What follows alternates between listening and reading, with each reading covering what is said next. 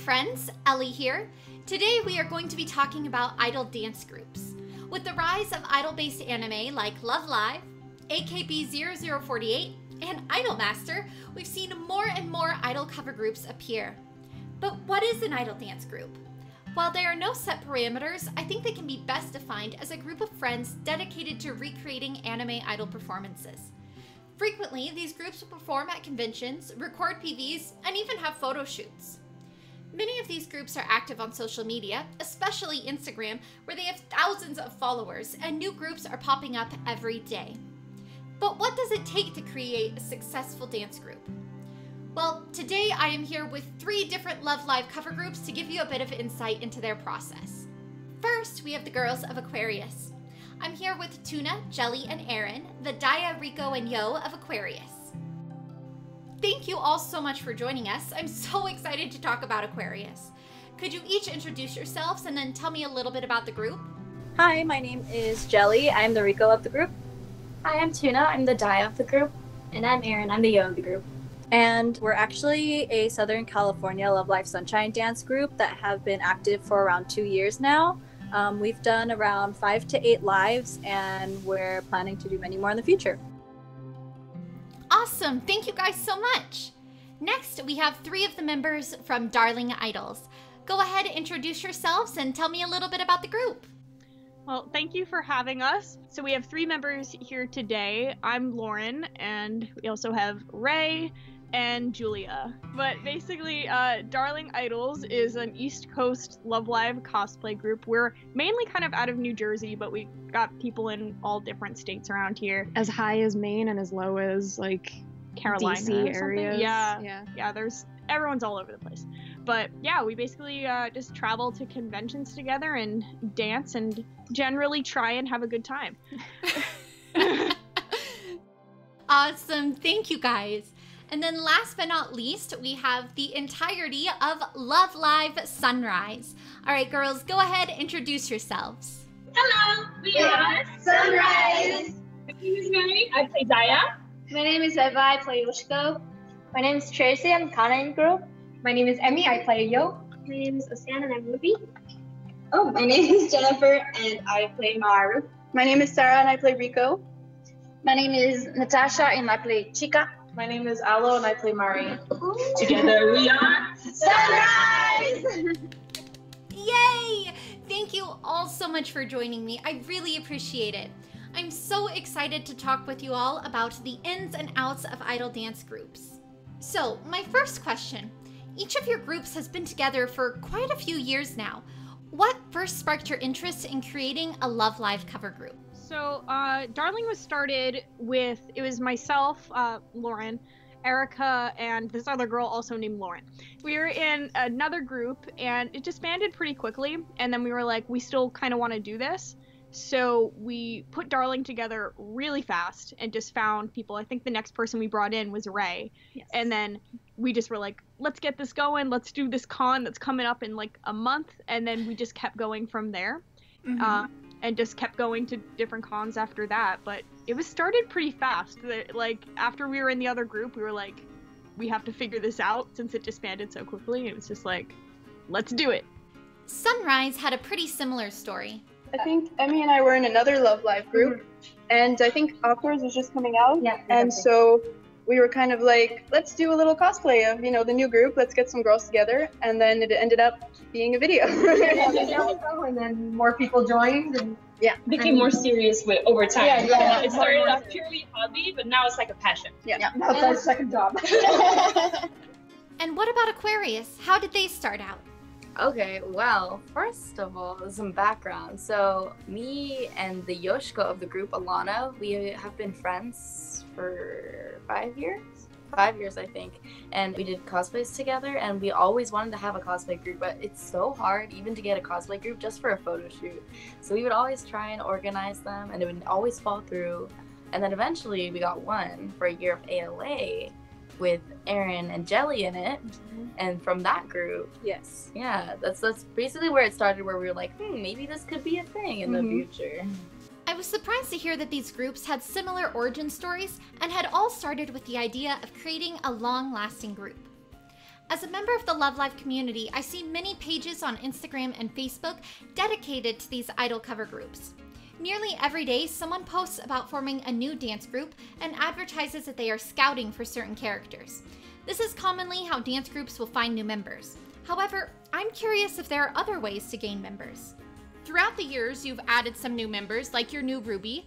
How did you find people to participate? Did you host auditions, or were you guys mostly friends already? I think it differs from member to member, but initially we tried to focus on the friend circles to start with, because there's a trust, there's an easier way. There's no surprise because you have someone vouching for them. It's a friend of someone in the group already. And if we cannot find someone who's interested in joining the group or in dancing or wearing frilly dresses, we will do open auditions. Next, I asked Darling Idols a similar question. One of the really unique things about Darling Idols is the fact that they have so many members. As of the time of this interview, they had 27 members, and that number is always going up. This is a really unique system and completely different than any other Love Live dance group I've seen before. So I asked Lauren and her friends a little bit about that. So basically what we've done is originally we had our 9 members and then people couldn't go. So we're always kind of in need of people at whatever con we go to. There seems to always kind of be an open spot most of the time. What we've started now is we have a wait list. And so people just fill out a simple application and then we just have the list. And then when there's a con that they list that they're going to, we will reach out to them and ask them to fill in. And you know, technically we don't really even have fill-ins. Anyone who performs with us kind of just becomes a member.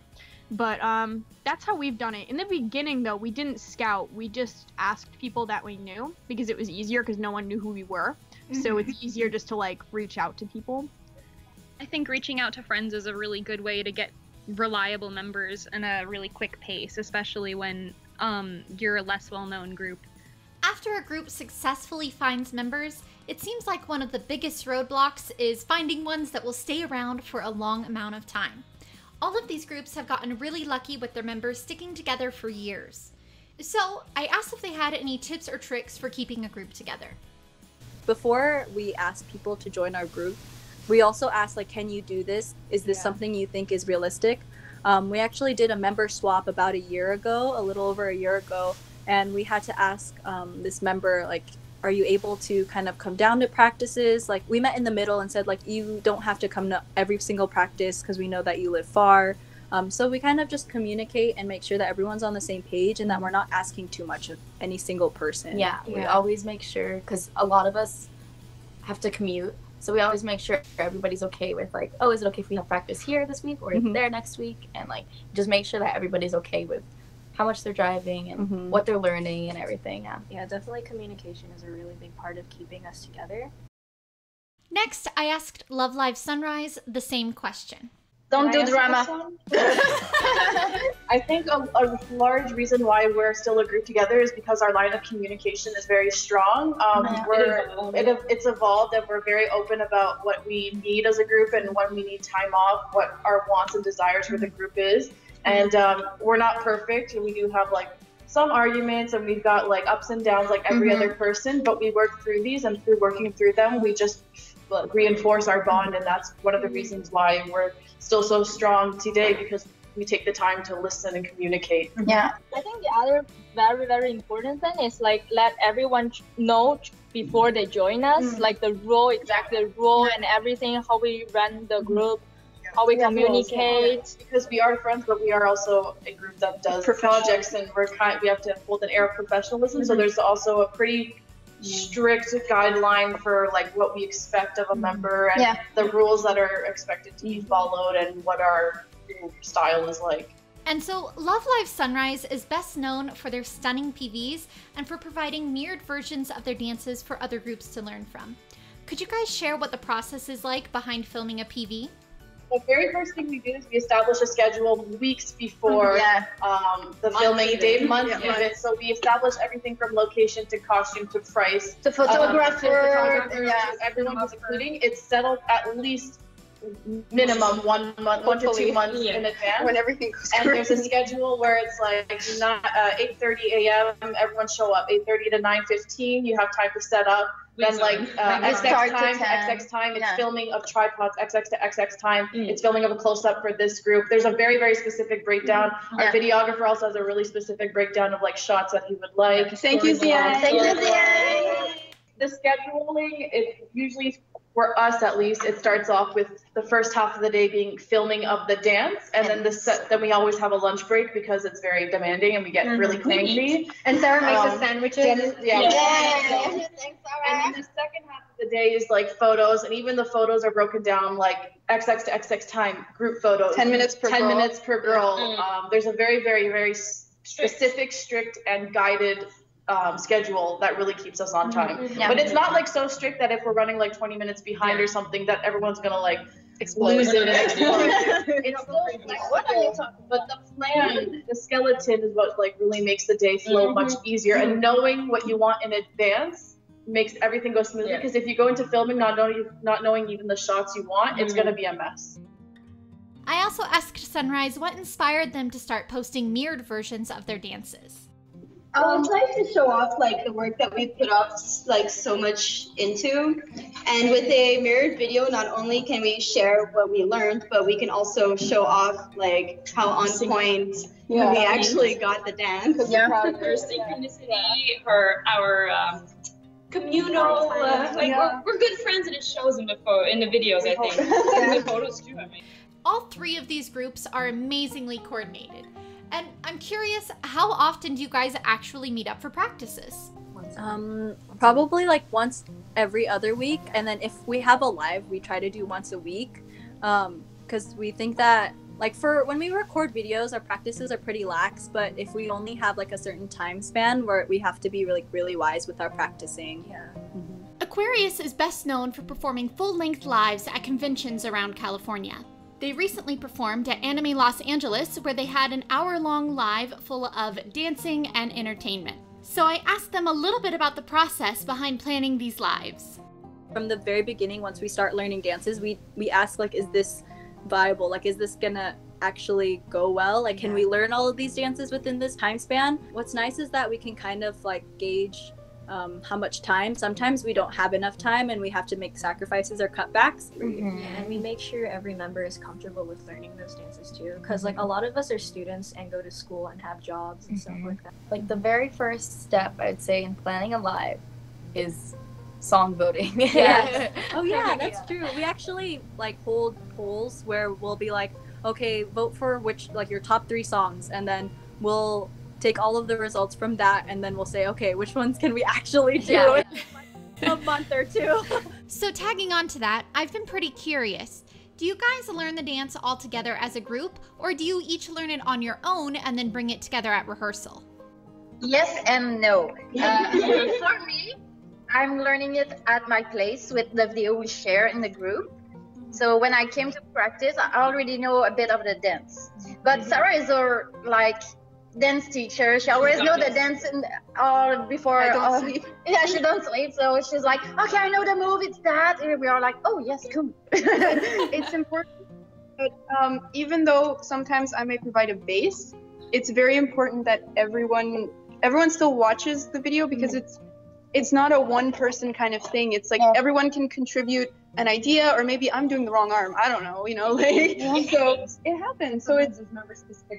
And it's really important for everyone to come together and really share and help out. Be like, I noticed this, I noticed that. We can change this, change that, and it's important to be open to that at all times. While Aquarius and Sunrise's members are all located pretty close to each other, Darling Idol's members are located all across the East Coast. However, they are still equally as coordinated. So I asked them a little bit about their process behind rehearsing and how they learn their dances. Well, thank you for calling us coordinated. We really appreciate that. So the only time we can really get together as a full group to practice together is the 2 days before the performance. Everyone arrives at the convention. Otherwise, it's just, if people live close to each other, they can meet up like Lauren and I do. We meet up maybe once or twice before the convention to practice.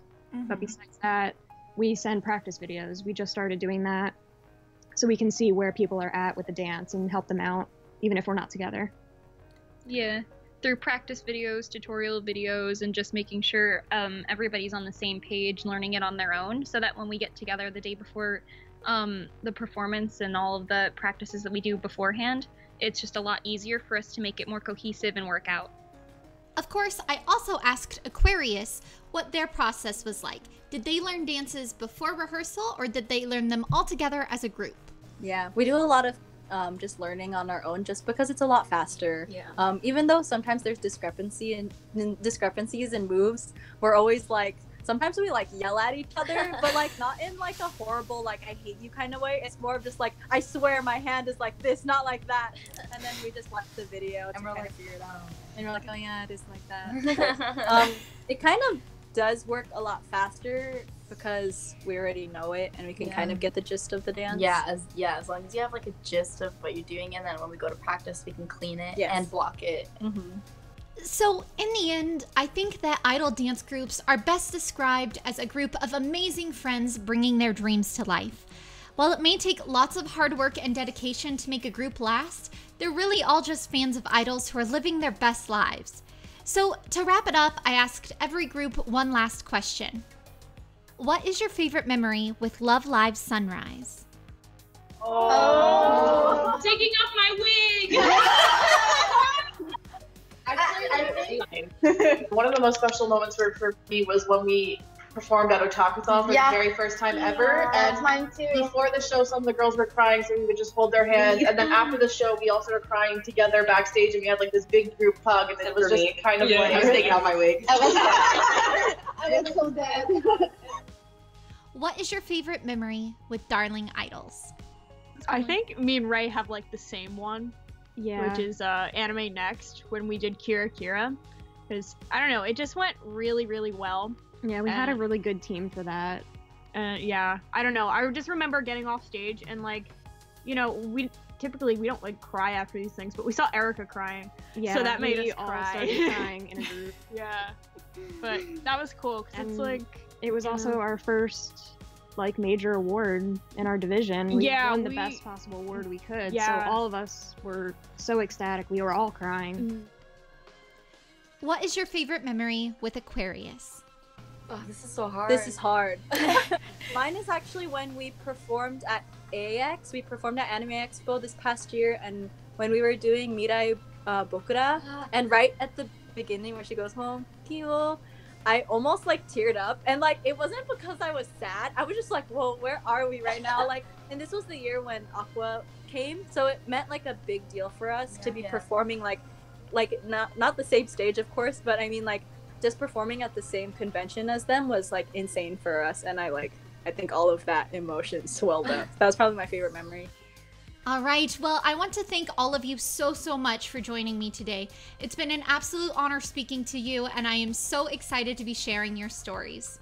Now, before we sign off, I want you to each go ahead and let us know what you have coming up, any lives or PVs you want to promote, and when you're finished, we're going to sign off together with my catchphrase.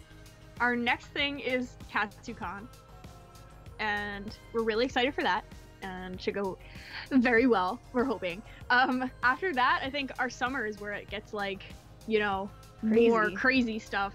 We haven't done any PVs or anything, but yeah, we do masquerades all the time, so if there's a con coming up, we may be there. Definitely going to be doing Anime Next and Otakon. Yeah, that's I think our biggest things coming up as of now. We just finished recording our next PV that will release before Valentine's Day. I don't know when this will release, but check out our new PV.